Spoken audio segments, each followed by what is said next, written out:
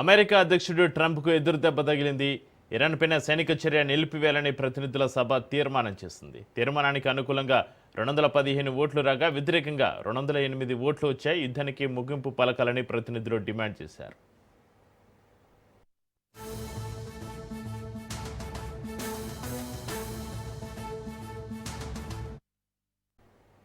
America అధ్యక్షుడు ట్రంప్కు ఎదురుదెబ్బ తగిలింది. ఇరాన్పై సైనిక చర్య నిలిపివేయాలని ప్రతినిధుల సభ తీర్మానం చేసింది. తీర్మానానికి అనుకూలంగా 215 ఓట్లు రాగా వ్యతిరేకంగా 208 ఓట్లు వచ్చాయి. యుద్ధానికి ముగింపు పలకాలని ప్రతినిధులు డిమాండ్ చేస్తున్నారు.